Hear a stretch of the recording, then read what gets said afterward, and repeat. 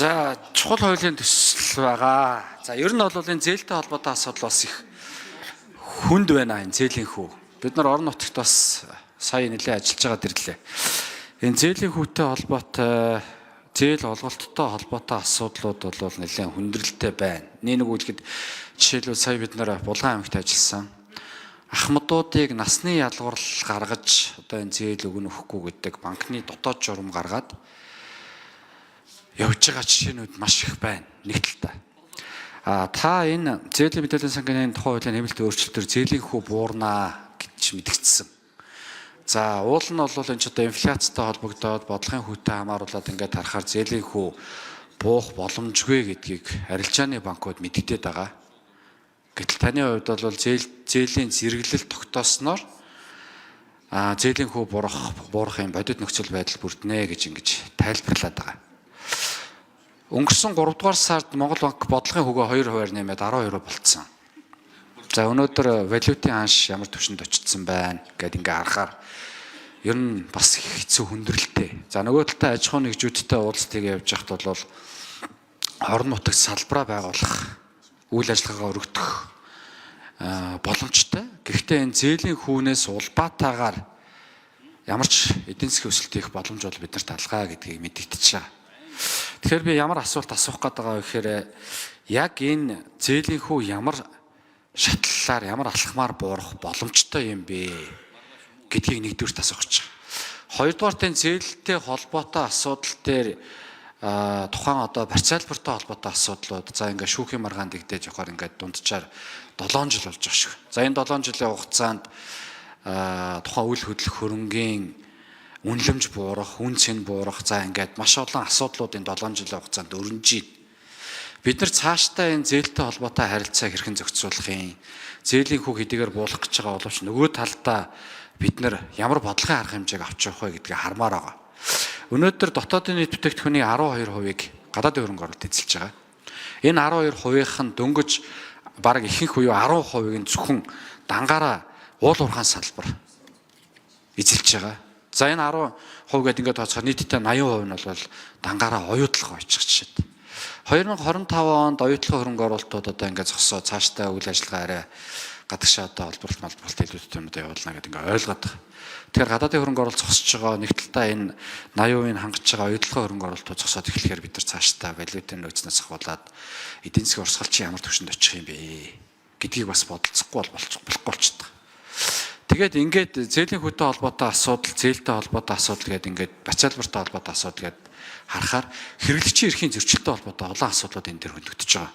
Хэрэглэгчийн эрхийг хамгаалах тухай хуулийн шинжилсэн хариулгын ажил хэсгийг бас миний байхлаа явж байгаа. Маш олон хилцүүлгүүдийг бид нар салбарт хийж байна.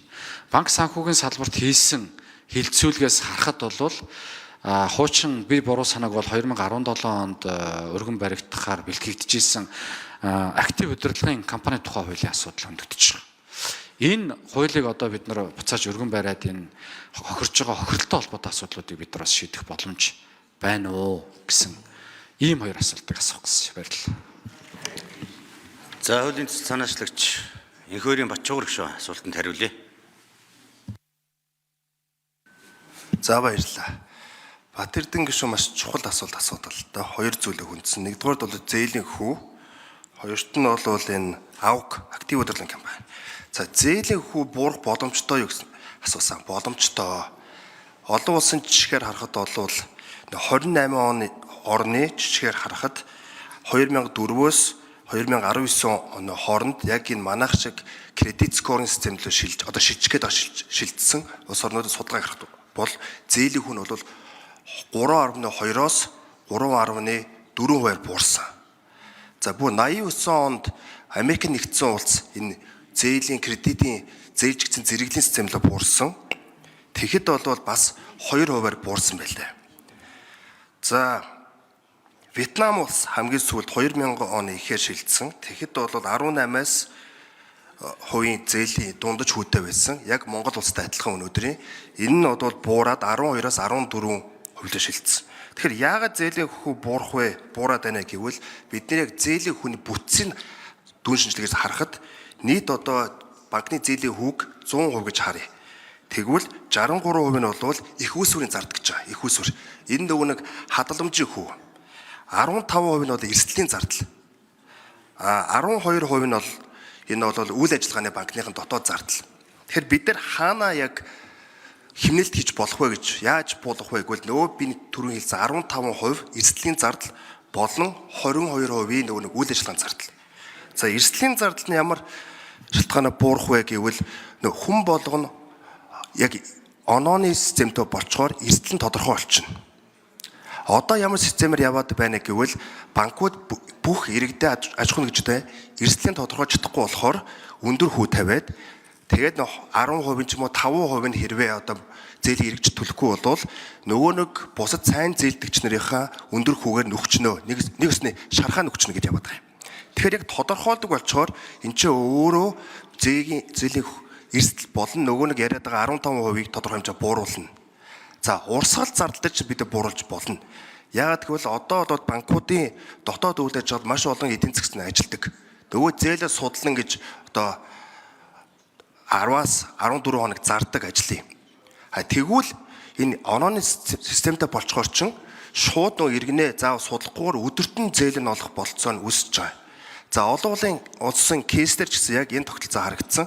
Өмнө одоо 7 хоног Латин улс орнуудад бол судалгаа хийхэд 7 хоног зээлийн шийдвэр гардаг байсан бол кредит скоринг миний яриад байгаа зээлч онооны систем рүү орсноор тэр нь бол өдөртөө гардаг болсон байна. Тэгэхээр бол зээлийн эдийн засгч нарын одоо хүн цагийнх нь хөлс нь багасаад үүгээрээ дамжуулаад бас нөгөө нэг 22%. За Батөлзийн Батэрдэнэг шүү. Тодруулж сууя. Кредит скортой холбоотой асуудал. За тэр бусад улс орнуудын жишээг хэлжлээ л да. Тэр улс орнуудын инфляц ямар түвшинд тухайн үед очиж зээлийн хувьд жишээлбэл буурчсан гэдгийг харж ирсэн үү гэдэг би асуумаар байна. Дээрээс нь таны бас нэг хэлсэн ийм кредит скортой болсноор зээлийн нөгөө харж гсаалт гэж бид нар ярьдаг. Хамгийн гол нь иргэдийн эрхийг 6 жилээр хаадаг, боомлдог. Энэ харж гсаалт бол байхгүй болно гэдгийг та бас мэдгэжсэн. Тэгээ энэ яг бодит уу? Тэгээд дээрэс нэмэлтээр нөгөө актив удирдлагын компанид хуваалын асуудал, компани талбарт асуудлыг нэмж асууя. Баярлалаа. За сүүлийн асуултаас нь эхэлж хариулъя. Актив удирдлагын компани хэрвээ шинээр үүсэд бий бол энэ тогтолцоо Монголд үүсвэл яачгүй бас нөгөө нэг миний яриад эрсдлийн 15% болон нөгөө нэг 22% зардал нь буураад тэгээд зээлийн үгээ нэгэ дагаж буурна. Монгол улсын кейсийг харахад бол энэ бол нэг 4%, 2-4%-аар шууд буурах болцоод олцоод байгаа. За инфляцийг харснаа тухайн улс орнууд гэж харсан. Тэр нь судалгаа бас давхар хийсэн.